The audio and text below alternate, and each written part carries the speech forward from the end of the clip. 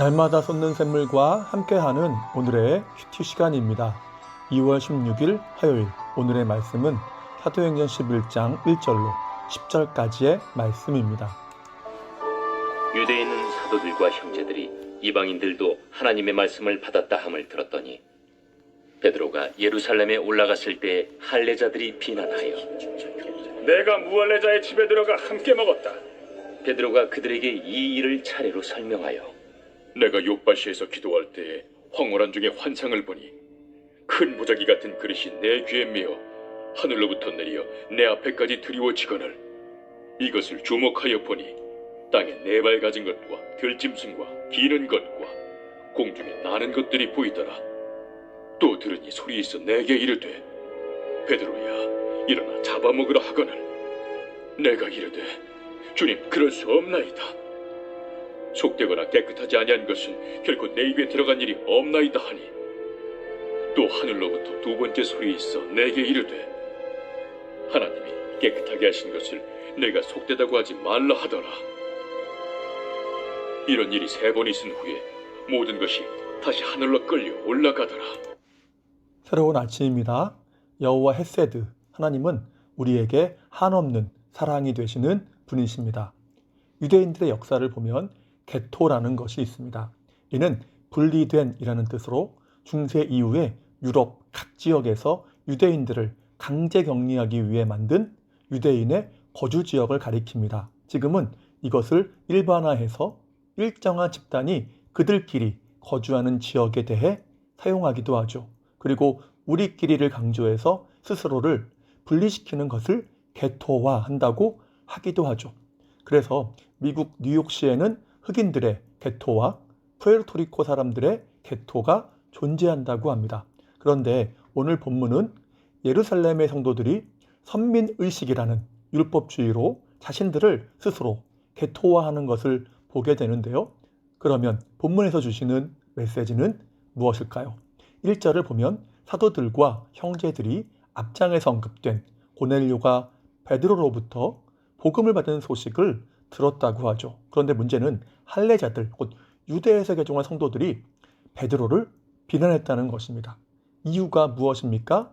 이방인과 함께 식사의 규제를 하면 안 된다는 유대인의 유전을 어겼다는 것입니다. 그러니까 그들에게는 하나님의 뜻이 아니라 입으로 전해 내려오는 구전법이 우선이었던 것입니다. 주님도 이에 대해 마태복음 15장 6절에서 말씀하시죠. 너희의 전통으로 하나님의 말씀을 폐하느니라.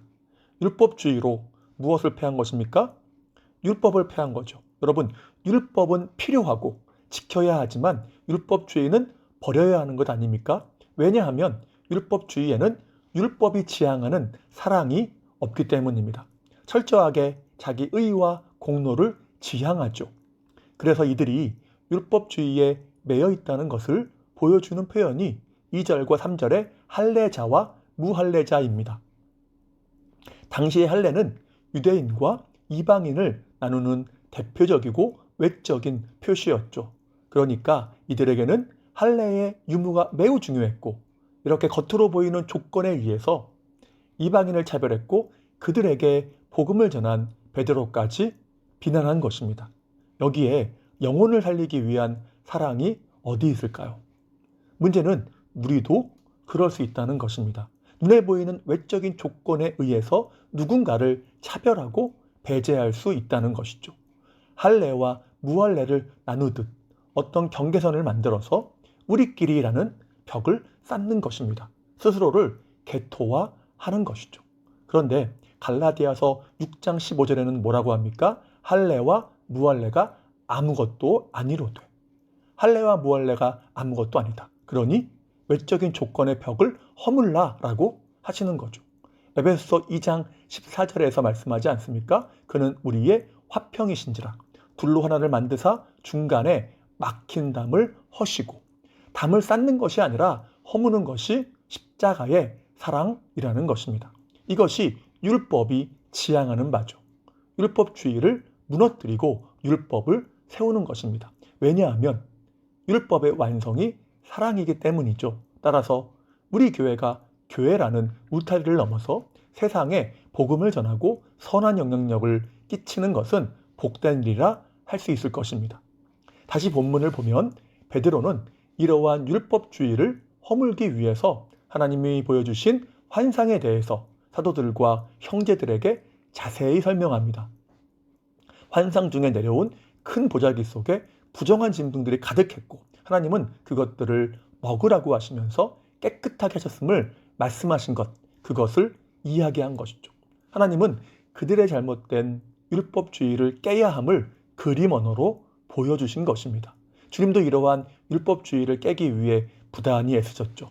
그래서 병자들을 고치는 것도 안식일에 많이 행하셨습니다.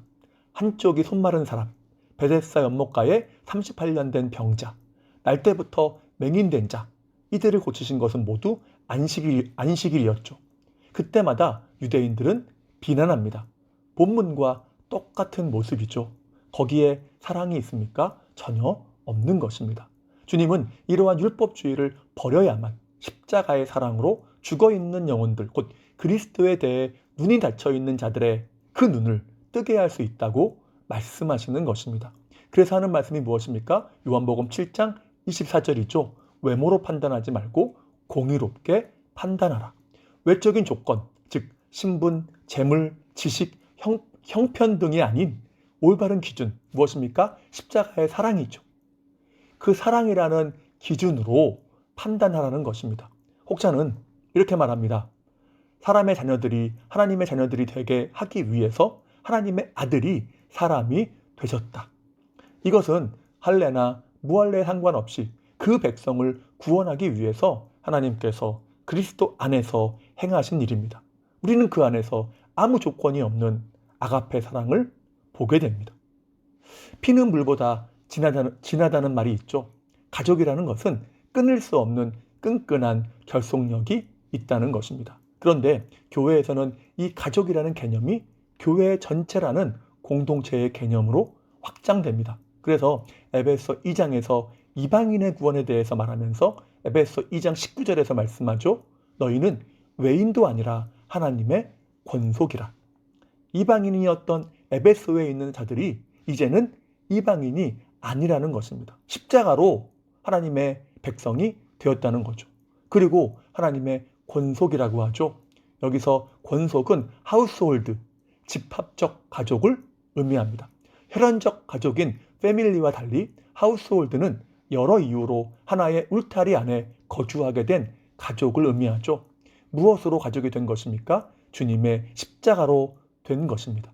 요즘은 피보다 진한 게 뭐냐 물으면 돈이라고 한다고 하더라고요. 이것은 이기심을 대표하죠.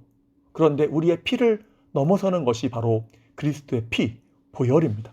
이는 이타적인 사랑을 대표하죠. 우리는 그 사랑으로 하나님의 그 가정의 가족이 되었고 그 사랑이 우리에게 있을 때에 이웃의 닫힌 눈을 뜨게 할 수 있다는 것입니다. 그러한 사랑이 우리에게 충만하기를 소망합니다. 이제 말씀 마무리합니다. 우리는 이 코로나19 지금도 계속되지만 언제 끝날지 아무도 모릅니다. 그런데 이 모든 걸 누가 주관하십니까? 주님이 하시죠. 물론 백신도 주님이 허락하신 중요한 해결 수단일 것입니다. 그럼에도 백신조차도 변이 바이러스 앞에서 힘을 못 쓰는 것을 보기도 하죠. 주님은 모든 인류를 낮추시고 나를 보아야 한다. 나를 보라라고 하시는 것 같습니다. 때문에 우린 더 그리스도를 붙잡아야 하고 세상으로 그리스도를 보게 해야 합니다. 이를 위해 필요한 것은 할례와 무할례가 아닙니다. 다시 말해서 외적인 조건이 아니라 바로 십자가의 사랑이죠. 이런 사랑이 있을 때에 우리는 우리끼리라고 하면서 스스로 담을 쌓는 개토화를 피할 수 있습니다. 주님이 본문의 유대인들처럼 조건을 따지셨다면 우리는 구원의 길을 얻지 못했을 것입니다. 영적인 눈이 여전히 닫혀 있겠죠. 아무 조건과 상태를 따지지 않은 십자가의 사랑이 있었기 때문에 우리는 9절 말씀처럼 깨끗게 하심을 받았습니다. 칭의된 것이죠. 우리는 이러한 사랑을 주님께 우리에게도 달라고 구해야 합니다. 그러면 그 사랑을 성령 안에서 부어주실 것입니다. 이것이 성령으로 충만해야 할 이유이기도 하죠. 그러므로 우리가 성령 충만 안에서 그 사랑을 소유함으로 교회 안이든 교회 밖이든 우리의 이웃이 그리스도를 보게 하는 그 일에 귀하게 쓰임받는 복된 삶 되시기를 주님의 이름으로 축복합니다. 기도하겠습니다. 사랑과 은혜가 참으로 충만하신 주 하나님 감사합니다. 우리가 아직 죄인 되었을 때에 그리스도께서 우리를 위해 죽으심으로 우리에게 대한 하나님의 사랑을 확증하셨사오니 또한 감사를 드립니다. 이러한 무조건적인 사랑으로 우리를 구원하신 줄 믿사오니 우리도 할례나 무할례라는 외적인 조건이 아닌 주님의 사랑이 우리에게 부음받아서 사랑으로 행할 때에 세상에 믿지 않는 많은 영혼들을 구원하는 일에 쓰임받는 인생 되게 도와주시옵소서.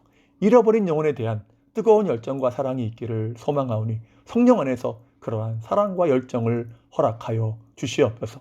오늘 하루의 삶을 의탁합니다.